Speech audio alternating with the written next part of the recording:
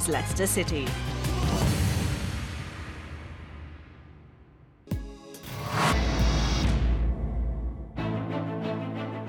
Matches of this calibre often etch themselves into the Premier League history books.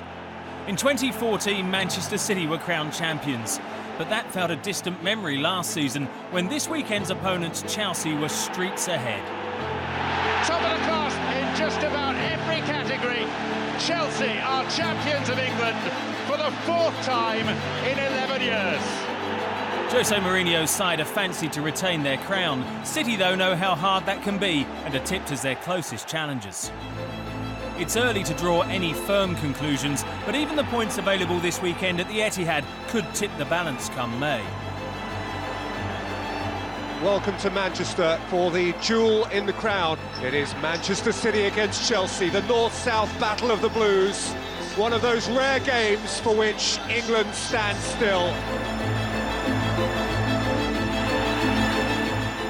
We are not thinking about the title in the second game, but we are thinking about to try to win our points here at home, especially we play against the champion, for the best team, that was the best team last season, especially also against one of the team that has a lot of chances to win also the title. I cannot say it's crucial, I cannot say it's decisive, I cannot say it's very, very, very important, but 2 title contenders, 3 points, so if you can get 3 and your opponent 0, it's important.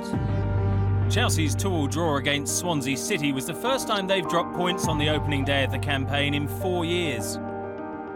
The sending off of goalkeeper Thibaut Courtois didn't help Mourinho's mood, contributing to a very public spat towards the end of the game with 2 of his medical staff that's continued to make headlines throughout the week. I have a fantastic relation with almost everyone that works with me. I'm open to mistake, I'm open to communication, I'm open to dialogue, I'm open to critics, I make mistakes, and as some people in my medical staff were saying yesterday to me, we work together, we improve together.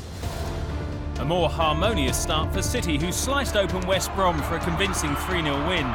Manuel Pellegrini praised debutant Raheem Sterling, but it was Ivorian midfielder Yaya Toure who controlled the game and finally seemed to be back to his best.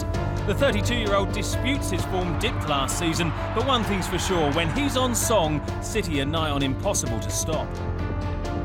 Well, I always say that Yaya is very important for us. We have important players. We can play also without those players, but better we have Yaya in our team and play in a good way. So I hope that he will be a regular player during the whole year, and that will be very important for our options. City have certainly led the way when it comes to summer spending. Almost £60 million splashed out, with more new signings reportedly in the pipeline. Chelsea have failed to follow suit. So far, there's still time, and the business done in the next couple of weeks could be crucial in the title race. I think as strong as your squad, you have more possibilities I think that we have in this moment a good squad, but we can improve it in a couple of positions, a pair of positions. I think it's better.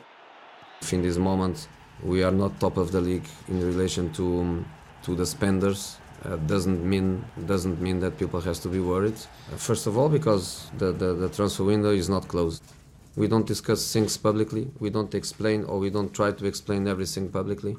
So we are in great stability, and we work fantastically well. The success of both clubs in recent years makes this a mouth-watering clash.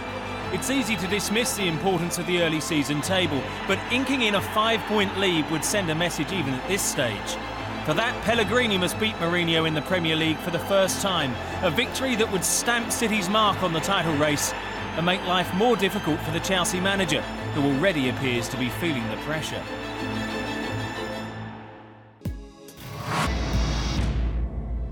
Arsenal finished last season in such good